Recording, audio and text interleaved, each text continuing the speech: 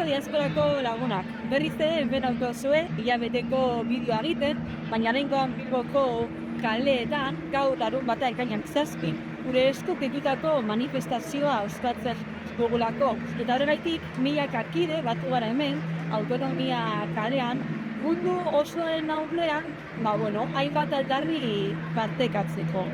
Batetik, beste ere aldarrikatzeko nazio bat garela.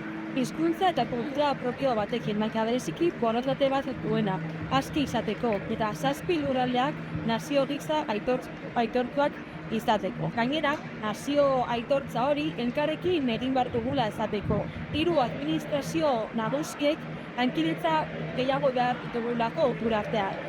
Eta herri honen eraikuntza nazionalean elkarrekin joan behar dugulako aurrera, eraiki nahi dugun etorkizun horretara. Hortaz, burujabetza formal gehiago beharrezkoa da herri honentzako. Herri bezala ditugun erronkei aurre egiteko eta elkarrekin aurre egiteko. Eta funtsean erabaki nahi dugulako. Eta erabaki hori euskal herritar guztien esku egon behar delako. Gure esku egon behar da. Gure etorkizuna erabakitzeko zilegitasuna osoa dugulako. Beraz, badakigu zuetako asko ere hemen egon nahiko zenutela, baina lasai zuen bultzada hemendik ere nabaritzen da eta jasotzen dugu. Beraz, indar hori hartuta, gu hemen gaurko egunean autonomia kaleetan aldarrikatzeko aske izan nahi dugula eta nolabait etorkizuna gure eskuetan egon behar dela.